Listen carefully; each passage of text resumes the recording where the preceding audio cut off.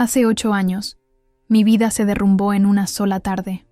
Recuerdo cómo la luz del sol de finales de verano caía sobre el suelo de baldosas de mi pequeño piso en Valencia, cuando abrí la carta que desharía todo lo que creía seguro.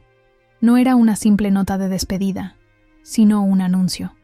Mi prometido, Alejandro, cuya fortuna y ambición me habían deslumbrado una vez, se había fugado con mi hermana, Carmen. Ni siquiera habían esperado a que la boda se cancelara formalmente. Todavía podía sentir la marca de mi anillo de compromiso contra mi piel mientras leía su triunfante declaración de que ella merecía todo lo mejor, incluido él. Aquellos días se fundieron en una niebla de incredulidad. Vi cómo los titulares se extendían por las páginas de Sociedad de El País y Hola, fotos de la pareja recién comprometida sonriendo en Ibiza, la mano de ella ostentosamente colocada en el pecho de él, exhibiendo el diamante que yo había llevado una vez. Mi teléfono sonaba sin cesar con llamadas de lástima que me negaba a contestar. Ni siquiera la voz de mi madre, quebrada por el arrepentimiento y la vergüenza, podía aliviar la herida que su traición había tallado en mí. Marta, hija, tienes que comer algo, insistía mi madre a través del teléfono. No puedes seguir así. Pero yo no podía, ni quería hablar con nadie. Me pasé meses encerrada en mi propio apartamento, con miedo a salir porque cada rincón de la ciudad me recordaba a ellos. El mercado central, donde comprábamos ingredientes para las cenas familiares. La Plaza de la Virgen, donde Alejandro me había pedido matrimonio bajo el murmullo de la fuente.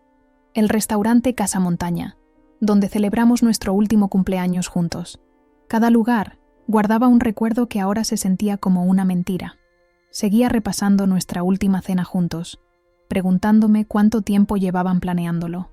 ¿Fue durante la Nochebuena cuando los vi susurrando en el balcón? ¿O quizás en la boda de mi prima Lucía, cuando desaparecieron durante la hora del cóctel? Algunas noches me despertaba jadeando, con el pecho oprimido por la humillación de todo. El escándalo había sido el tema de conversación en todas las reuniones familiares, en todos los cafés del barrio Ruzafa, donde solíamos pasear. ¿Has visto cómo posa en Instagram?, me comentó mi amiga Sofía, antes de darse cuenta de su error y taparse la boca.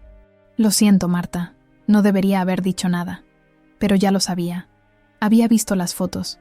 Carmen y Alejandro en el yate de sus padres en Formentera, brindando con champán, mientras el sol mediterráneo hacía brillar sus pieles bronceadas. Carmen siempre había sido así, deslumbrante, impulsiva, acostumbrada a tomar lo que quería sin pensar en las consecuencias. De pequeñas, cogía mis juguetes, mis libros, mis amigos. Ahora había tomado al hombre que iba a ser mi marido. Mi padre, un hombre tradicional de Alicante que valoraba la familia por encima de todo, no pudo soportar la vergüenza. Se negó a hablar con Carmen durante meses, algo que ella utilizó para victimizarse aún más en las redes sociales. Desheredada por amor, escribió bajo una foto, en la que posaba frente a la mansión de Alejandro en La Moraleja, como si no tuviera el apoyo económico de la fortuna inmobiliaria de los Mendoza. A medida que pasaban los meses, intenté reconstruir mi rutina. Volvía a mi trabajo en el estudio de arquitectura, aunque mis compañeros me miraban con una mezcla de lástima y curiosidad morbosa. El rumor de que había sido abandonada a 3 meses de la boda por mi propia hermana era demasiado jugoso para no comentarlo. Cada vez que entraba en una habitación, las conversaciones se detenían abruptamente, solo para reanudarse en susurros cuando me alejaba. Don Fernando, mi jefe, un arquitecto respetado con décadas de experiencia, fue el único que me trató con verdadera comprensión. «El tiempo no cura todas las heridas, Marta», me dijo un día mientras revisábamos los planos de un proyecto, «pero te enseña a vivir con ellas. Créeme, lo sé bien». Más tarde supe que su esposa lo había dejado por su mejor amigo hacía 20 años. Quizás por eso me asignó el proyecto de restauración del antiguo teatro en el centro de Valencia, una distracción que agradecí profundamente. Me sumergí en el trabajo, pasando noches enteras rediseñando fachadas y espacios interiores, encontrando cierto consuelo en dar nueva vida a estructuras abandonadas. Pero a medida que los años avanzaron, el dolor no desapareció, sino que se endureció transformándose en otra cosa, una determinación a no ser definida por lo que ellos me habían quitado. Los veía ocasionalmente en las noticias locales.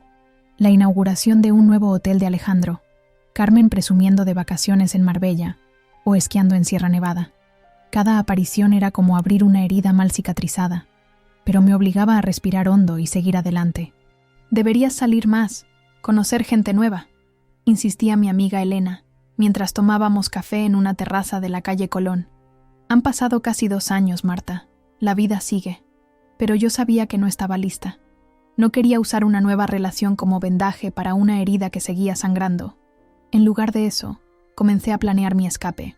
Valencia, con sus naranjos y su luz dorada, ya no me parecía un hogar, sino una jaula donde todos conocían mi historia. Necesitaba aire nuevo, un lugar donde pudiera ser simplemente Marta, no la pobre Marta que perdió a su prometido ante su hermana menor. Una tarde de domingo, mientras paseaba por el jardín del Turia, tomé la decisión. Renunciaría a mi trabajo, vendería mi apartamento y comenzaría de nuevo en algún lugar donde nadie supiera mi nombre, donde no tuviera que ver la mirada de lástima en los ojos de mis vecinos, ni escuchar los susurros a mi espalda. Un lugar donde pudiera, finalmente, dejar de sentirme como una víctima y empezar a sentirme como una superviviente. Después de su traición, decidí que la lástima era lo último que aceptaría. Dejé Valencia, donde todos conocían mi historia, y me mudé a un pequeño pueblo costero en Asturias, a casi 800 kilómetros de distancia. Guillón no era precisamente un pueblo, pero comparado con el bullicio mediterráneo de mi ciudad natal, parecía un remanso de tranquilidad con sus playas del Cantábrico y su arquitectura señorial. Alquilé un pequeño apartamento cerca del puerto deportivo, desde donde podía ver el mar en los días despejados. El contraste no podía ser mayor.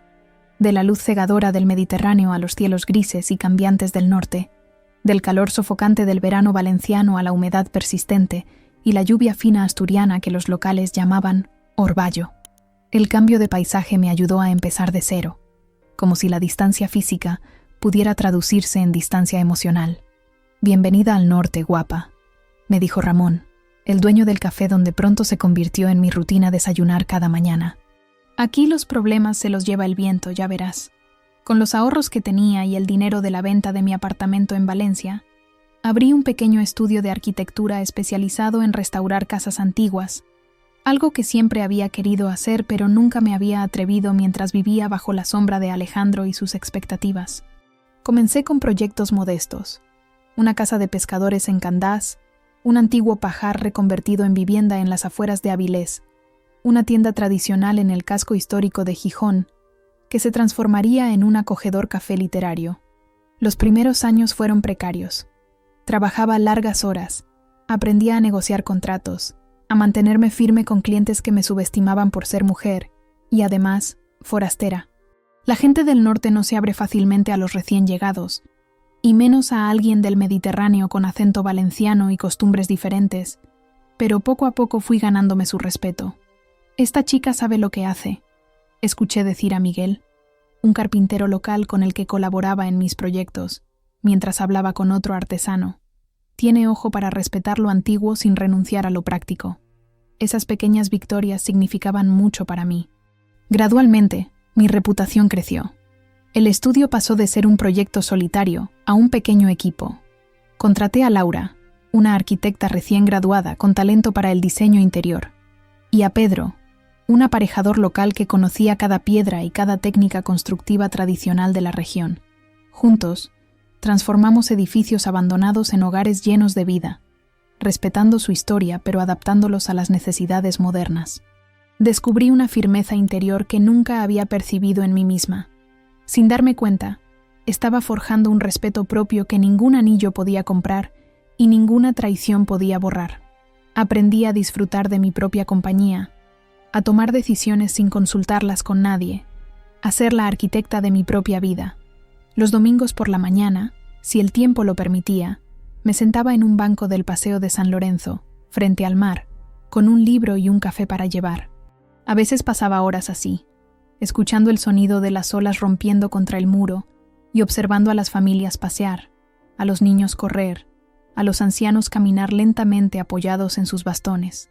Era en esos momentos cuando sentía que mi herida, aunque todavía visible, comenzaba a cicatrizar. Mantuve poco contacto con mi familia durante esos años. Mi madre llamaba regularmente, su voz siempre teñida de culpa por no haber sabido manejar mejor la situación entre sus hijas. Mi padre, en cambio, apenas hablaba por teléfono. Era un hombre de pocas palabras que expresaba su cariño, enviándome cajas con productos típicos valencianos: horchata, turrón, naranjas en temporada. Sabía que era su manera de decirme que me echaba de menos. «Tu hermana ha vuelto a salir en la revista Hola», me contó mi madre una tarde durante una de nuestras llamadas telefónicas. «Creo que están esperando un hijo». Sentí un nudo en el estómago, pero no tan intenso como hubiera sido años atrás. La noticia del embarazo de Carmen debería haberme destrozado, pero descubrí que podía respirar, que podía seguir hablando, que podía incluso preguntar cuándo saldría el bebé. Era un progreso, supongo. Aunque recibía actualizaciones ocasionales sobre la vida lujosa de Carmen, villas vacacionales, reportajes en revistas, su influencia creciente como socialité en Madrid, me entrené para no reaccionar. Me negué a seguir midiendo mi valor en comparación con el suyo. La verdad era que había construido algo real y sólido, algo que era completamente mío y que nadie podía quitarme. Con el tiempo, incluso empecé a salir con otras personas. Nada serio al principio. Cenas con un profesor de la Universidad de Oviedo que había contratado para restaurar su casa familiar. Un breve romance con un médico del Hospital de Cabueñes que conocí cuando me torcí el tobillo durante una excursión por los picos de Europa. Algunas citas con un ingeniero que trabajaba en el puerto. Ninguna de esas relaciones prosperó, pero cada una me enseñó que era posible volver a confiar, volver a reír, volver a sentir. Una tarde de otoño, mientras supervisaba la restauración de una casona indiana en Luanco, esas mansiones construidas por emigrantes que habían hecho fortuna en América y regresado a su tierra natal, conocí a Javier. Era el sobrino del propietario, un empresario asturiano que había pasado los últimos 15 años trabajando en México y ahora regresaba para establecerse en la tierra de sus antepasados. Me llamó la atención su manera de observar detenidamente cada detalle de la restauración, haciendo preguntas inteligentes, apreciando el esfuerzo por preservar la esencia del edificio. Mi tío me dijo que habías transformado este lugar, pero no esperaba algo así, me comentó mientras recorríamos la galería acristalada que daba al jardín trasero. Has conseguido que parezca que el tiempo no ha pasado por aquí, y al mismo tiempo se siente completamente actual. Hubo algo en su forma de hablar, en su mirada directa pero respetuosa, que despertó mi interés. No era el típico hombre que intentaba impresionar hablando de sus logros o de su dinero. Parecía genuinamente interesado en mi trabajo, en mi visión como arquitecta. Comenzamos viéndonos con la excusa de consultas sobre la restauración. Luego fueron cafés para discutir detalles del proyecto, después cenas para celebrar cada fase completada. Sin darme cuenta, Javier se convirtió en una presencia constante en mi vida. No se parecía en nada a Alejandro, donde mi ex era ostentoso y siempre buscaba ser el centro de atención. Javier era sereno y prefería escuchar. Donde Alejandro veía mi carrera como un pasatiempo adorable, Javier la respetaba como lo que era, mi pasión y mi sustento. Nuestra relación creció lentamente, con la cautela de dos personas que conocen el valor de construir sobre cimientos sólidos. Pasamos un año conociéndonos antes de que Javier me propusiera formalizar nuestra relación, y otro año más antes de que me pidiera que nos casáramos. No hubo anillo ostentoso ni pedida en un restaurante de lujo. Me lo pidió durante un amanecer en la playa de San Lorenzo, con los primeros rayos de sol dibujando sombras largas sobre la arena húmeda. «No puedo prometerte una vida sin problemas», me dijo mientras caminábamos descalzos por la orilla, «pero sí puedo prometerte que los enfrentaremos juntos». Acepté, no con la euforia ingenua de quien cree en los cuentos de hadas, sino con la serenidad de quien ha aprendido que el amor verdadero se parece más a un hogar bien construido, sólido, acogedor, capaz de resistir las tormentas. Nos casamos en una ceremonia íntima en una pequeña ermita cerca del mar, rodeados solo por amigos cercanos y algunos familiares. Mi madre asistió, visiblemente emocionada de verme feliz de nuevo. Mi padre, enfermo del corazón, no pudo viajar, pero nos envió su bendición. Carmen y Alejandro no fueron invitados, por supuesto. Aunque había reconstruido mi vida lejos de Valencia y de los recuerdos dolorosos, alguna parte de mí sabía que tendría que enfrentarme a ellos de nuevo eventualmente. El destino no tardaría en demostrármelo. Fue la repentina muerte de mi padre lo que finalmente nos reunió a todos de nuevo. La llamada llegó en una fría mañana de febrero, mientras Javier y yo desayunábamos en nuestra casa de Gijón. Mi madre, con la voz entrecortada, apenas pudo explicarme que papá había sufrido un infarto masivo mientras podaba los naranjos del patio. Murió casi instantáneamente, según dijo el médico, sin tiempo para sufrir. Tomamos el primer vuelo disponible a Valencia. Durante todo el trayecto, sentí un nudo en la garganta que no era solo por la pérdida de mi padre, sino también por el inminente reencuentro con Carmen y Alejandro. Sabía que estarían allí. Por muy tensa que fuera la relación de mi padre con ellos, seguían siendo familia. Y en España, la familia es sagrada, especialmente en momentos como este. ¿Estás preparada?, me preguntó Javier mientras el avión comenzaba su descenso hacia el aeropuerto de Manises. Tomó mi mano y la apretó suavemente. Recuerda que no estás sola. Estoy aquí contigo. Asentí, agradecida por su presencia. En los 5 años que llevábamos juntos, 3 de ellos casados, Javier había sido mi roca, mi refugio seguro. Me había dado espacio para sanar y fuerza para reconstruirme. A su lado, había aprendido que el amor verdadero no poseía ni controlaba. Simplemente estaba, constante como las mareas. Llegamos directamente a la funeraria. El tanatorio de Campanar estaba lleno de gente. Mi padre había sido un hombre querido en su barrio, respetado por su honestidad y su trabajo duro como dueño de un taller mecánico que había mantenido a la familia durante décadas. Mientras entrábamos en la sala donde estaba expuesto su cuerpo, sentí las miradas curiosas siguiéndonos. Hacía casi 8 años que no pisaba Valencia, y muchos no habían conocido aún a mi esposo. Mi madre nos esperaba junto al féretro. A sus 68 años, parecía haber envejecido 10 más en los pocos días desde la muerte de papá. Sus ojos, enrojecidos por el llanto, se iluminaron ligeramente al vernos llegar. La abracé fuertemente, sintiendo cómo temblaba entre mis brazos. «Has venido», susurró contra mi hombro. «Gracias, hija. Tu padre estaría tan orgulloso de ti». Nos sentamos en primera fila, junto a ella.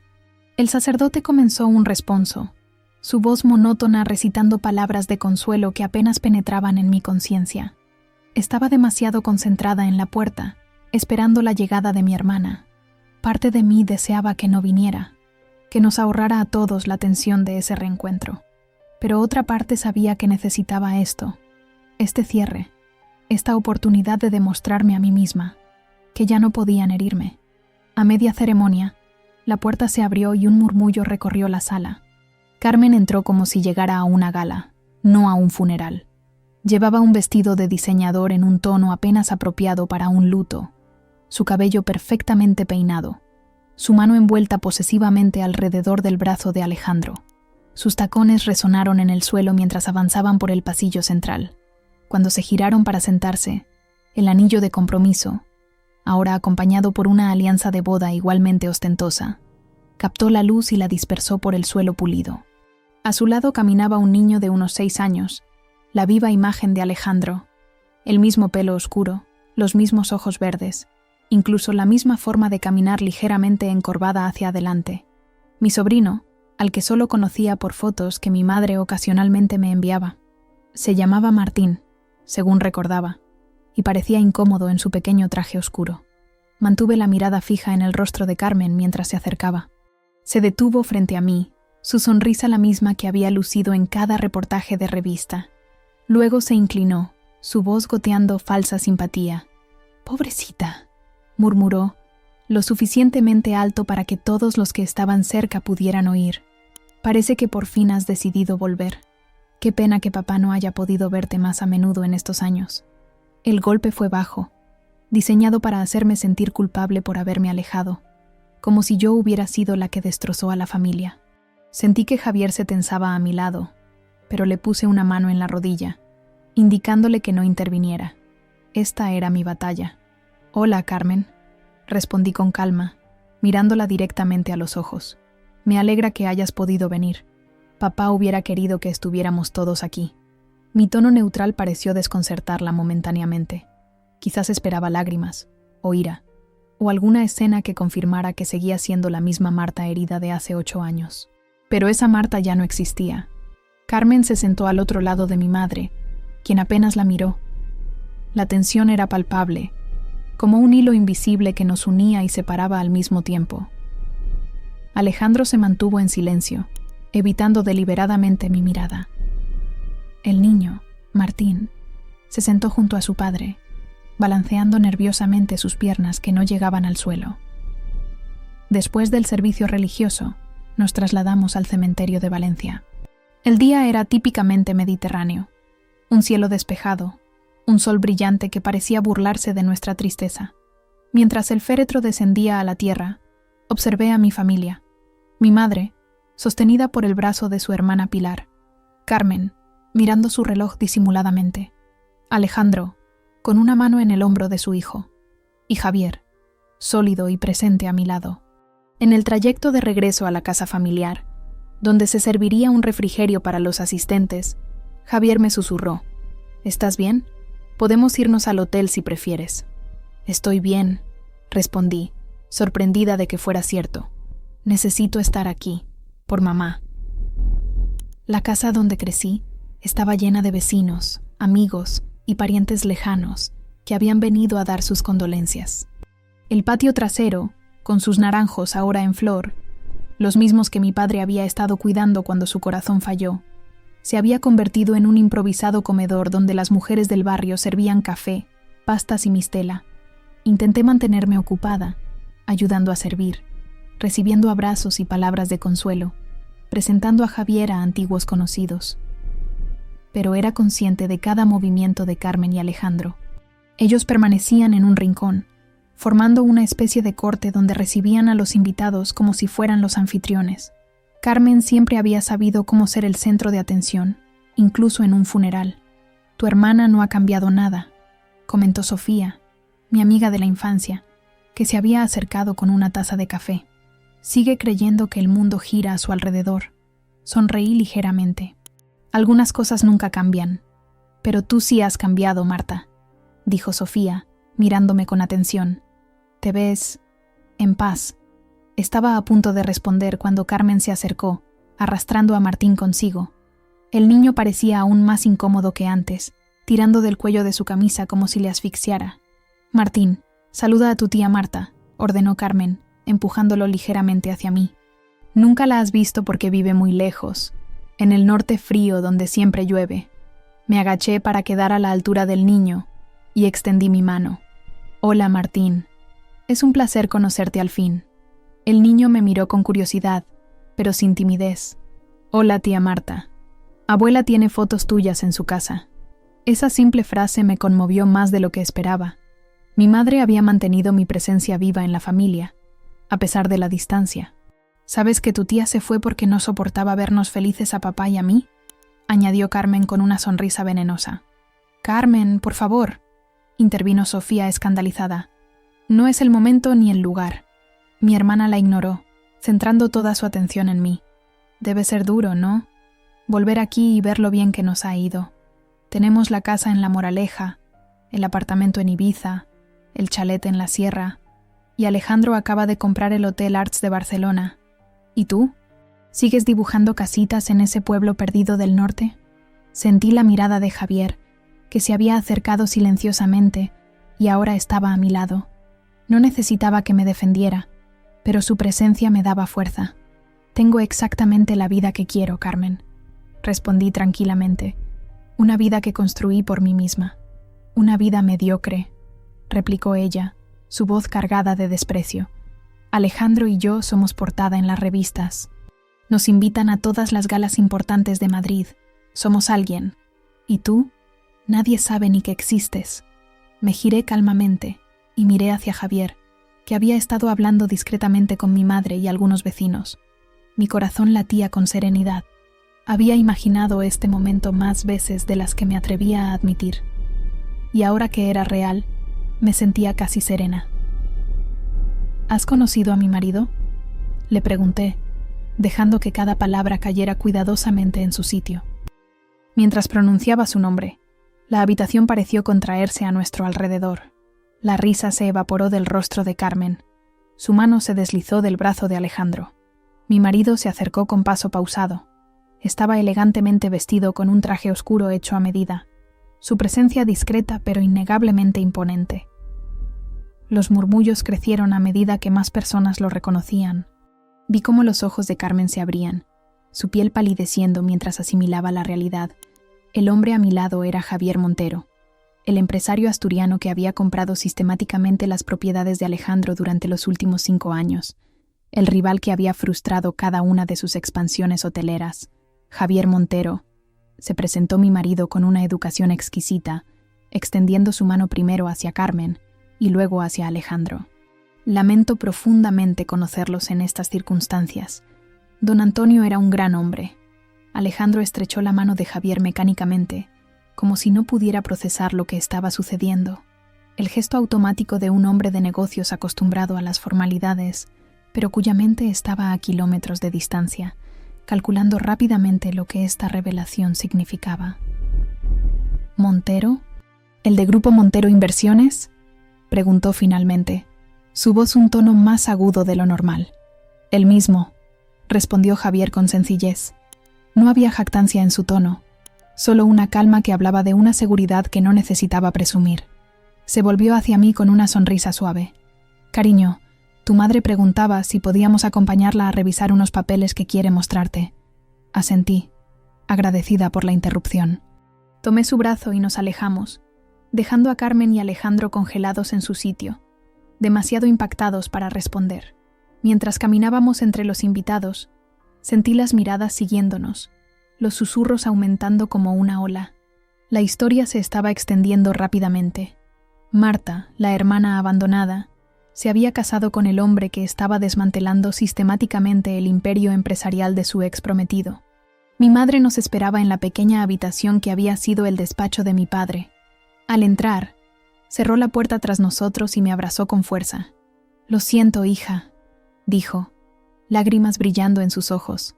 «Nunca pensé que Carmen se comportaría así en el funeral de tu padre. Ni siquiera hoy puede dejar de competir contigo». «No te preocupes, mamá», respondí, acariciando su espalda. «Ya no me afecta como antes». Mi madre se separó y miró a Javier con una sonrisa cansada. «Has encontrado un buen hombre, Marta. Tu padre siempre decía que tarde o temprano la vida pone a cada uno en su lugar. Don Antonio era un hombre sabio», respondió Javier, tomando asiento en una de las sillas de cuero gastado que mi padre tanto apreciaba. Mi madre se sentó tras el escritorio, el mismo donde mi padre había llevado las cuentas del taller durante décadas. Sacó una carpeta de uno de los cajones. «Estos son los papeles de la casa y del taller», explicó. «Tu padre quería que supieras que todo está en orden. El taller tiene algunos empleados fieles que pueden seguir funcionando si tú lo deseas, o puedes venderlo.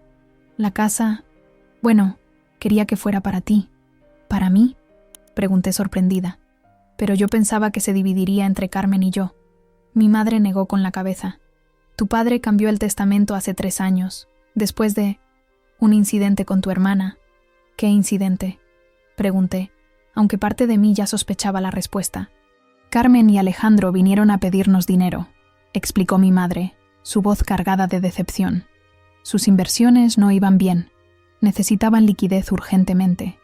Tu padre les prestó sus ahorros, casi 200.000 euros. Nunca los devolvieron. Cuando tu padre les reclamó, Carmen dijo que era un regalo, que nos debían mucho más por todo lo que habían sufrido cuando él se negó a aceptar su relación al principio. Sentí una punzada de dolor por mi padre. Siempre había sido un hombre orgulloso, trabajador, que valoraba la honestidad por encima de todo. Que su propia hija lo hubiera manipulado así, debió destrozarlo. Eso no es todo», continuó mi madre, sacando un sobre del interior de la carpeta. «Tu padre encontró esto entre las cosas viejas del taller hace 1 año. No sabía si debía mostrártelo, pero antes de morir me pidió que te lo diera». Abrí el sobre con manos temblorosas. Dentro había varias fotografías y una carta.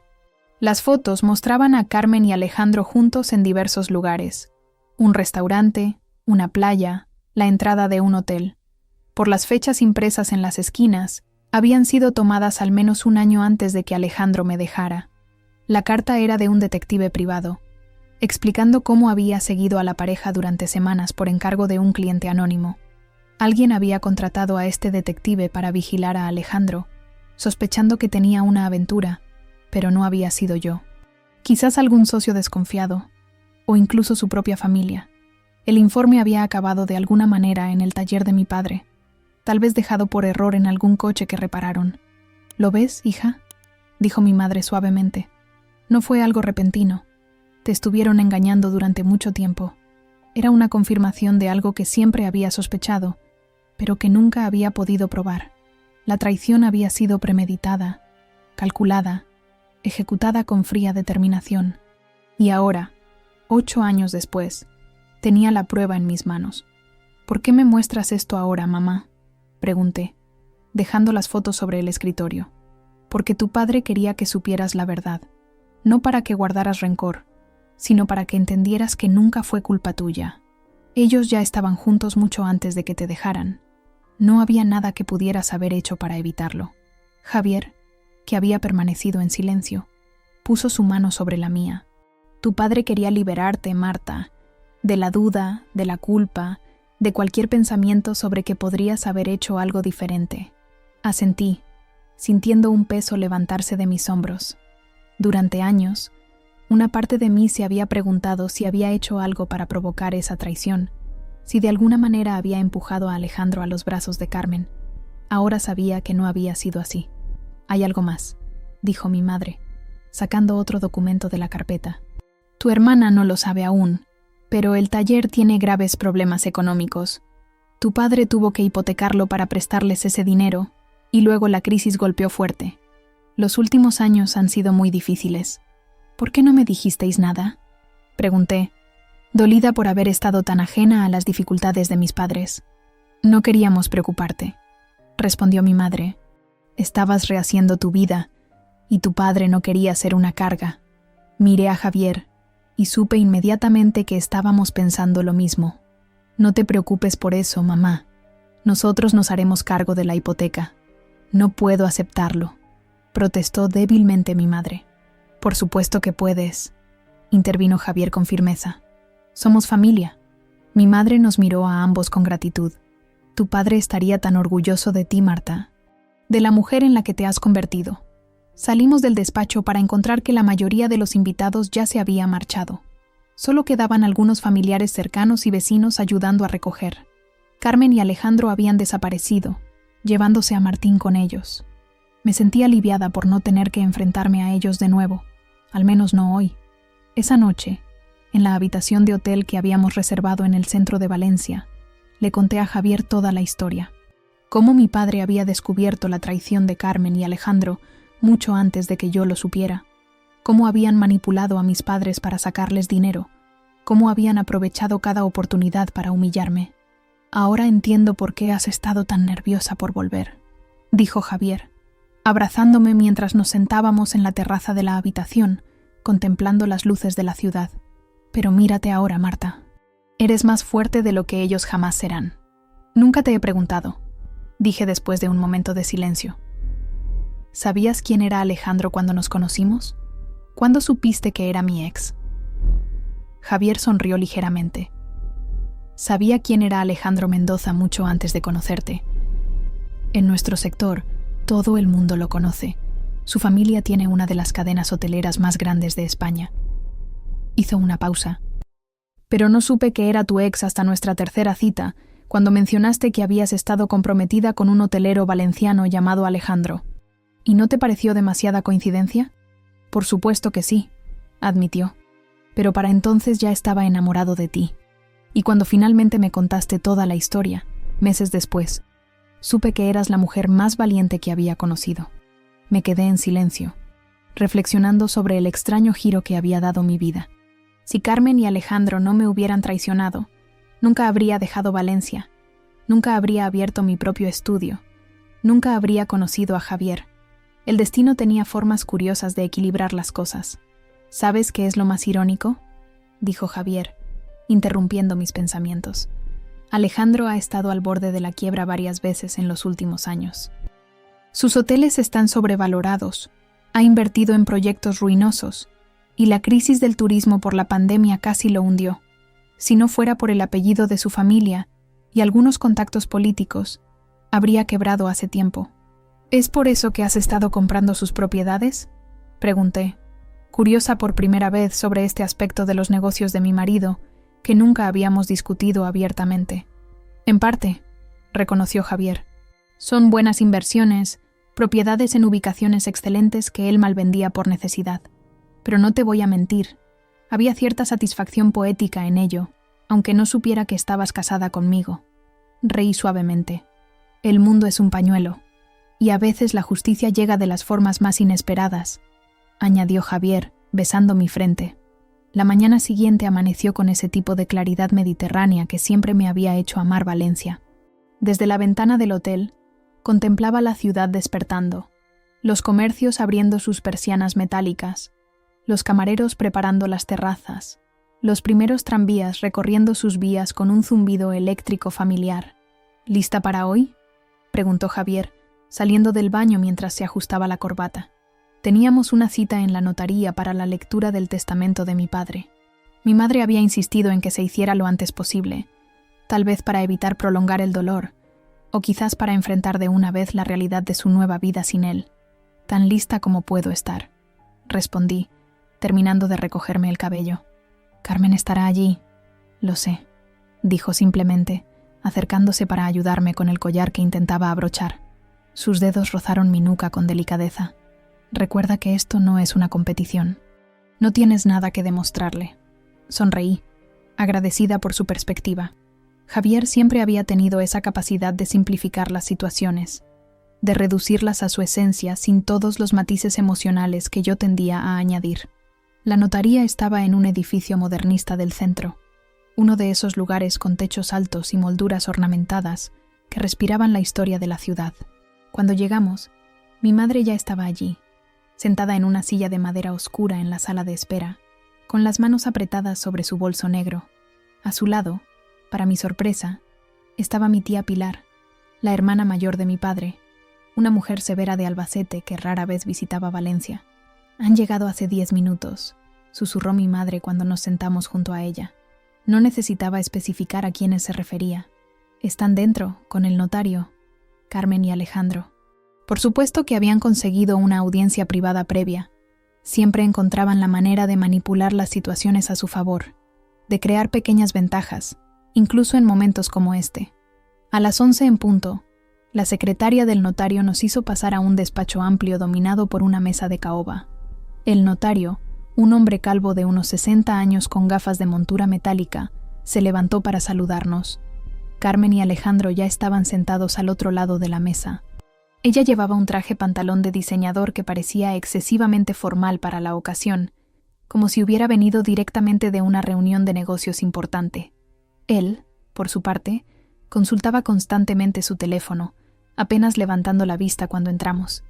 «Buenos días», saludó el notario, indicándonos que tomáramos asiento. «Estamos aquí para la lectura del testamento de don Antonio García Martínez.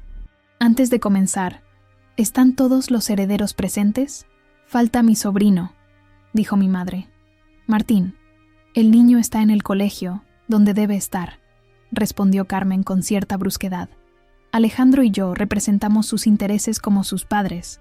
El notario asintió y comenzó a leer el documento con esa voz monótona, propia de los procedimientos legales. La mayoría eran formalidades estándar, la revocación de testamentos anteriores, la declaración de estar en pleno uso de sus facultades mentales. Luego, llegó a la parte importante. «En cuanto a mis bienes», leyó el notario, «dispongo lo siguiente. A mi esposa, Dolores Fernández Rivas, le dejo el usufructo vitalicio de nuestra vivienda familiar situada en la calle Serranos número 24, así como una pensión mensual que será administrada según se detalla en el anexo financiero».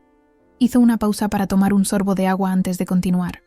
«A mi hija menor, Carmen García Fernández, le dejo la suma de €1 simbólico, considerando que ya ha recibido en vida su parte correspondiente de la herencia mediante el préstamo no devuelto de 200.000 euros, documentado en el contrato privado firmado el 15 de mayo de 2019, cuya copia se adjunta a este testamento».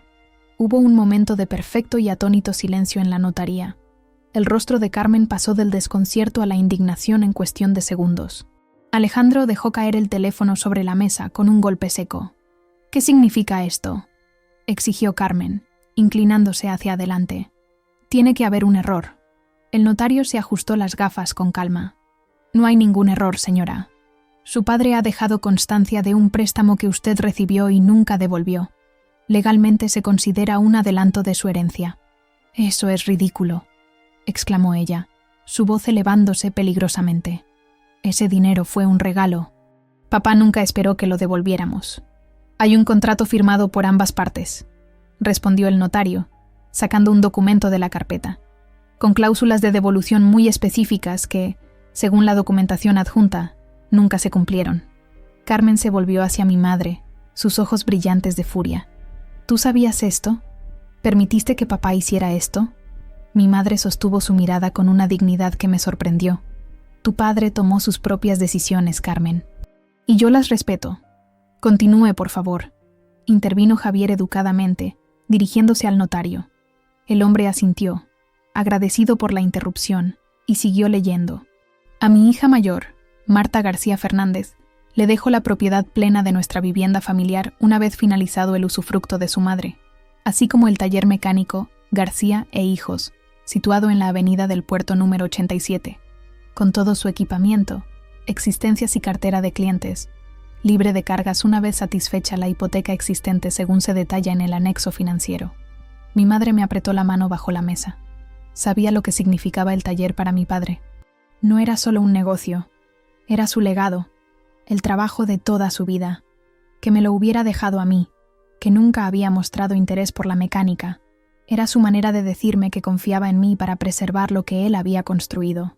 Finalmente, continuó el notario, a mi nieto Martín Mendoza García le dejo un fondo de estudios por valor de 50.000 euros que será administrado por mi hija Marta hasta que el beneficiario cumpla los 18 años, momento en que podrá disponer libremente del capital y sus intereses para financiar su educación superior. Carmen se levantó de golpe, su silla raspando ruidosamente contra el suelo de mármol. Esto es inaceptable. Impugnaré este testamento. Mi hijo no necesita la caridad de nadie, y menos aún que su dinero sea controlado por ella. Me señaló con un dedo acusador, como si yo hubiera orquestado todo esto. Le recuerdo, señora, que estamos en una notaría, dijo el notario con firmeza. Le ruego que mantenga la compostura. Carmen, siéntate, ordenó Alejandro, tirando de su brazo. Era la primera vez que hablaba desde que habíamos entrado, y su voz sonaba tensa, controlada. No hagas un espectáculo. ¿Un espectáculo?, repitió ella, cada vez más alterada. ¿Te das cuenta de lo que está pasando? Mi propio padre me ha desheredado, a mí, y le ha dado todo a Marta, la misma que huyó, que ni siquiera estaba aquí cuando él enfermó, que apenas lo visitaba. Tu padre te dio 200.000 euros, intervino mi tía Pilar con su característica franqueza. Dinero que nunca devolviste, a pesar de que lo prometiste. Tuvo que hipotecar el taller, el trabajo de toda su vida para ayudarte. ¿Y cómo se lo agradeciste?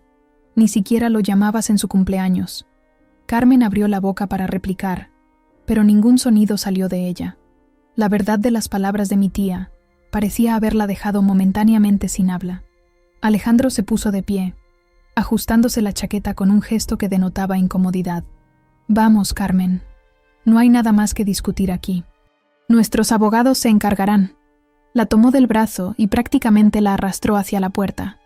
Antes de salir, sin embargo, se detuvo y me miró directamente por primera vez. Felicidades, Marta, dijo con una sonrisa que no llegaba a sus ojos. Parece que al final ganaste. Esto no es una competición, Alejandro, respondí, repitiendo las palabras que Javier me había dicho esa misma mañana. Nunca lo fue. La puerta se cerró tras ellos con un golpe seco, dejando un silencio pesado en la habitación.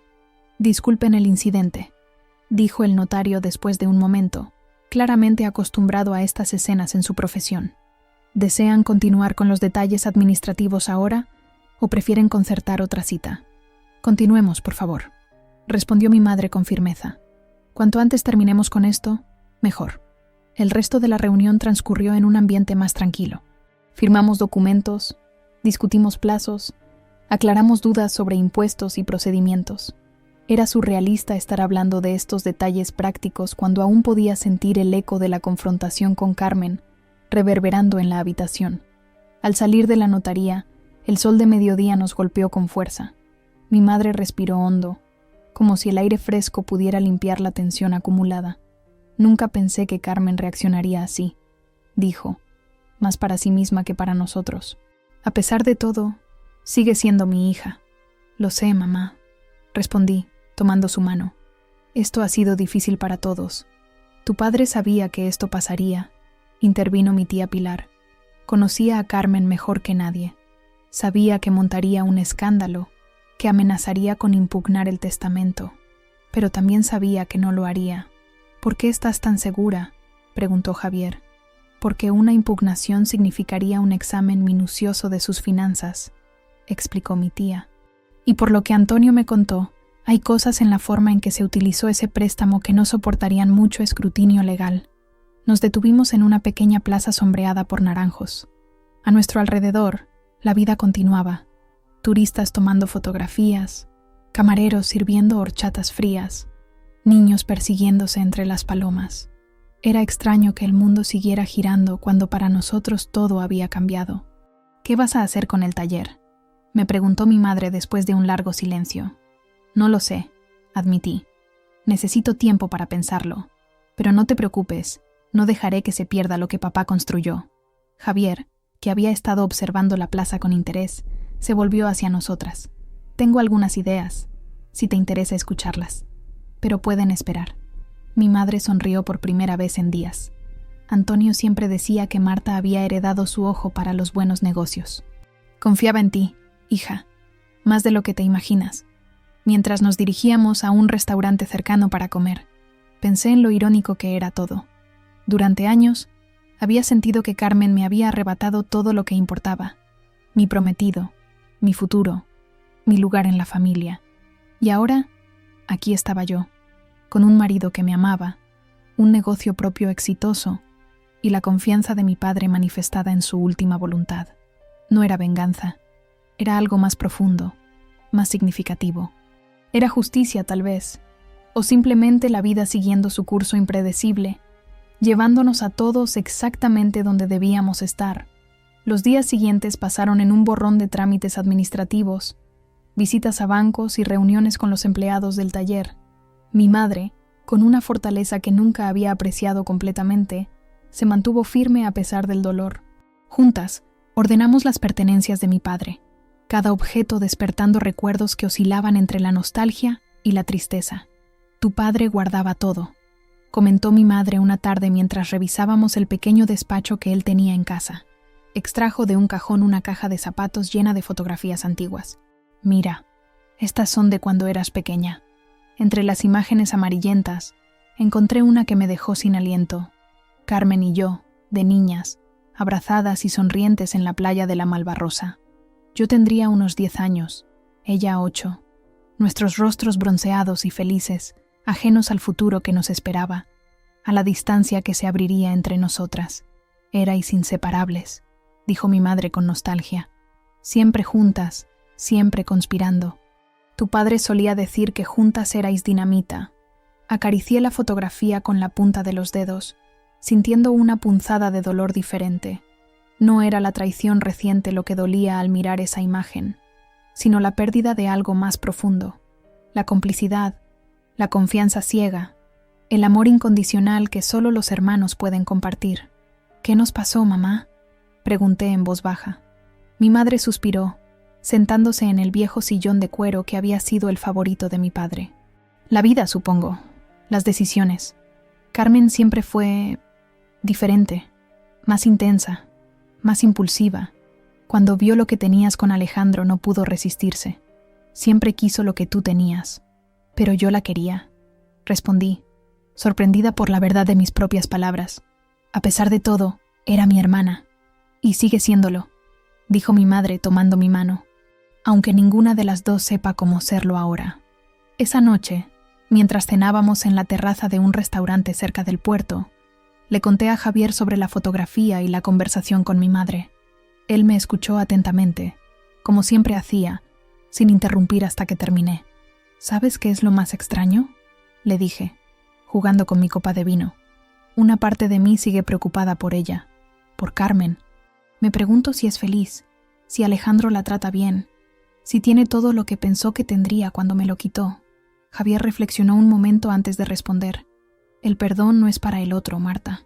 Es para uno mismo. No tienes que reconciliarte con Carmen para hacer las paces con tu pasado. No estoy segura de poder perdonarla, admití, pero tampoco quiero seguir aferrada a este rencor. Es agotador. Entonces suéltalo, dijo simplemente. No de golpe, no completamente, sino poco a poco. Como cuando aflojas los dedos después de sostener algo con demasiada fuerza durante demasiado tiempo. La mañana siguiente me desperté con una idea clara. Le pedí a Javier que me llevara al taller de mi padre. Quería verlo por mí misma, entender lo que ahora era mi responsabilidad. El taller García e Hijos ocupaba una nave industrial en la avenida del Puerto, una zona que había visto mejores días antes de la crisis. El letrero, descolorido por el sol, mostraba orgullosamente el nombre del negocio y el año de fundación, 1975, el año en que mi padre, recién casado, había decidido apostar por su propio negocio. Miguel, el encargado que había trabajado con mi padre durante más de 20 años, nos recibió con una sonrisa triste. Era un hombre robusto, de manos enormes y callosas, con una lealtad inquebrantable hacia la familia García. «Don Antonio estaría contento de verte aquí», me dijo mientras nos mostraba las instalaciones. Siempre decía que tenía su mismo ojo para los detalles. El taller era más grande de lo que recordaba, con 5 bahías de trabajo, un almacén de repuestos y una pequeña oficina donde mi padre atendía a los clientes y llevaba las cuentas. Todo era funcional, sin lujos pero impecablemente mantenido. Se notaba el orgullo con que mi padre había dirigido el negocio. «¿Cómo está la situación?», pregunté, entrando en la pequeña oficina donde tantas veces había visto a mi padre inclinado sobre facturas y presupuestos. Miguel dudó, pasándose una mano por la calva incipiente. «No le voy a mentir, doña Marta. Las cosas no van bien. La hipoteca nos está ahogando y hemos perdido clientes con la nueva cadena de talleres que abrió en el polígono. Don Antonio no quería despedir a nadie, así que redujo sus propios ingresos para mantener los nuestros». Mientras Miguel hablaba, una idea comenzó a formarse en mi cabeza. Miré a Javier, que observaba el taller con interés profesional, y supe que estábamos pensando lo mismo. «Miguel», dije, «¿qué pensarías si renováramos el taller? No solo la maquinaria, sino el concepto. Especializarnos en coches clásicos y restauraciones de calidad, no solo en reparaciones cotidianas». Los ojos del hombre se iluminaron. Don Antonio siempre quiso hacer eso. Era su sueño. Tenemos las habilidades, y hay mercado para ello. Los coleccionistas pagarían bien por un trabajo de calidad. Necesitaríamos inversión, añadió Javier, entrando en la conversación. Nuevos equipos, marketing, quizás incluso ampliar el espacio. Y formación, agregó Miguel. Los chicos son buenos, pero las técnicas de restauración son diferentes. Pasamos la mañana entera en el taller, hablando con los empleados, revisando números, esbozando ideas. Por primera vez desde la muerte de mi padre, sentí un propósito claro, una dirección. No iba a vender el taller, iba a transformarlo, a honrar el legado de mi padre llevándolo hacia el futuro que él había soñado. Al mediodía, cuando estábamos a punto de marcharnos, la puerta del taller se abrió. Me volví, esperando ver a un cliente, pero en su lugar encontré a Carmen. Estaba sola, sin Alejandro, vestida con sencillez inusual en ella. Vaqueros, una blusa blanca, el pelo recogido en una coleta. Parecía más joven, más vulnerable, más parecida a la hermana que recordaba de antes. «Hola», dijo, su voz extrañamente tímida. «Miguel me dijo que estarías aquí». Hubo un momento de tensión incómoda. Javier me miró, preguntándome silenciosamente si quería que nos dejara a solas. Asentí levemente, y él se excusó para ir a hablar con Miguel sobre algunos detalles técnicos. «¿Qué haces aquí, Carmen?», pregunté sin hostilidad, solo curiosidad. Ella miró a su alrededor, como si viera el taller por primera vez. «No lo sé, exactamente. Supongo que quería ver el lugar que tanto significaba para papá. Nunca venía aquí, ¿sabes? Siempre pensé que era, no sé, poco elegante para mí».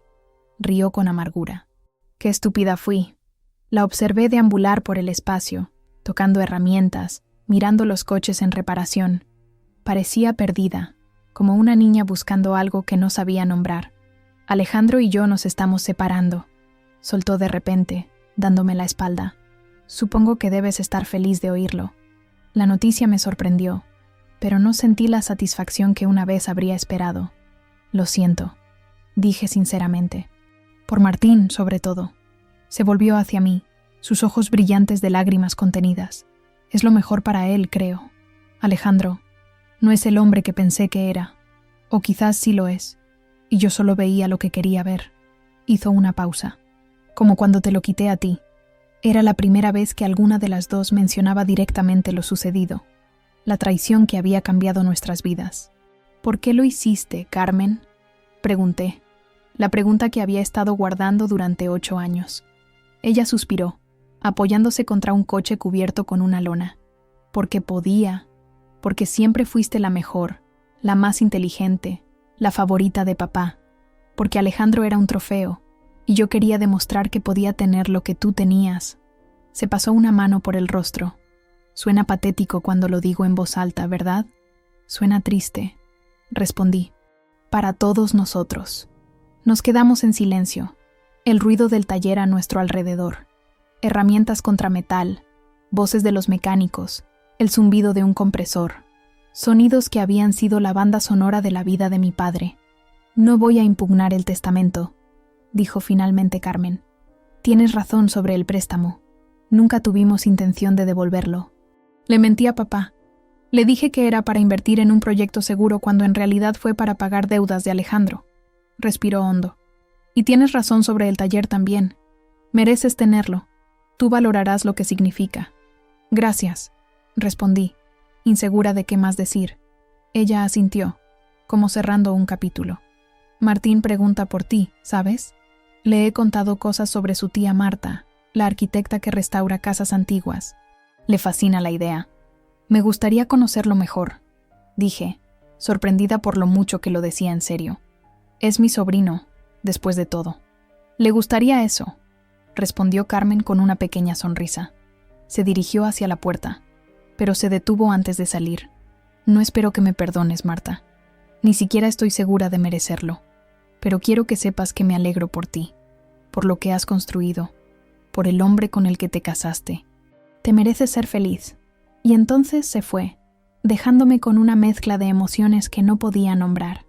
No era perdón, no exactamente, pero quizás era el comienzo de algo, un pequeño descongelamiento en el hielo que había separado nuestras vidas durante tanto tiempo. Esa tarde, Javier y yo paseamos por el jardín del Turia, el antiguo cauce del río convertido en un parque que serpentea por toda la ciudad. El sol comenzaba a ponerse, tiñendo de dorado los puentes centenarios. ¿Estás bien?, me preguntó Javier, tomando mi mano mientras caminábamos. Sí, respondí, sorprendida de lo cierto que era. Creo que finalmente puedo dejar todo esto atrás. ¿Lo de Carmen y Alejandro? Eso, y también la versión de mí misma que se definía por esa traición. Expliqué. Durante años fui la que fue abandonada, la hermana traicionada. Pero ya no. Ahora soy simplemente Marta, arquitecta, esposa, hija, quizás algún día madre. Y ahora también dueña de un taller mecánico. Sonreí ante lo absurdo de esta última parte. Javier se detuvo y me atrajo hacia él. Siempre has sido mucho más que lo que te hicieron, Marta. Solo que ahora tú también puedes verlo. Regresamos a Gijón 3 días después. Mi madre decidió venir con nosotros para pasar una temporada en Asturias, lejos de los recuerdos demasiado frescos. El taller quedó en manos de Miguel, con un plan de renovación que comenzaríamos a implementar en los próximos meses. Antes de irnos, visité la tumba de mi padre en el cementerio. Le llevé un ramo de claveles rojos, sus favoritos, sencillos y sin pretensiones, como él mismo. Gracias, papá, susurré mientras dejaba las flores, por creer en mí cuando yo no lo hacía, por ver lo que podía hacer cuando estaba perdida. El viento agitó suavemente las hojas de los cipreses, como si fuera su respuesta. Mientras salíamos del cementerio, mi teléfono sonó. Era un mensaje de Carmen, una foto de Martín sonriendo, con un texto que decía simplemente: «Tu sobrino quiere conocer Asturias en verano, si está bien para ti». Sonreí y le mostré el mensaje a Javier. «¿Qué piensas?», le pregunté. Pienso que los comienzos son siempre posibles, respondió, incluso después de los finales más dolorosos. Mientras el avión despegaba, miré por la ventanilla cómo Valencia se hacía cada vez más pequeña bajo nosotros, la ciudad donde había nacido, donde había sufrido, donde había perdido, y finalmente, donde había hecho las paces con mi pasado. No sabía qué traería el futuro, si Carmen y yo podríamos reconstruir algún tipo de relación, si el taller prosperaría bajo mi dirección, si Martín llegaría a sentirse como un verdadero sobrino para mí. Pero por primera vez en mucho tiempo, ese futuro no me asustaba. Estaba lista para vivirlo, sin el peso de los viejos rencores, sin la sombra de las antiguas heridas. Javier tomó mi mano mientras el avión se elevaba sobre las nubes. ¿En qué piensas?, me preguntó. En que a veces los finales son solo el comienzo de algo mejor, respondí, apoyando mi cabeza en su hombro. Y mientras volábamos hacia el norte, hacia nuestra casa junto al Cantábrico, sentí que dejaba atrás no solo una ciudad, sino también una versión de mí misma. La mujer que aterrizaría en Asturias sería más fuerte, más sabia, más completa. Una mujer que había aprendido que la verdadera libertad no está en la venganza o en el éxito, sino en la capacidad de soltar el pasado y abrazar el presente con toda su imperfecta belleza. «Estamos llegando a casa», dijo Javier cuando el avión comenzó a descender sobre Asturias, con sus montañas verdes y su costa recortada. «Sí», respondí, sintiendo la verdad de esas palabras en lo más profundo. «Finalmente estamos en casa».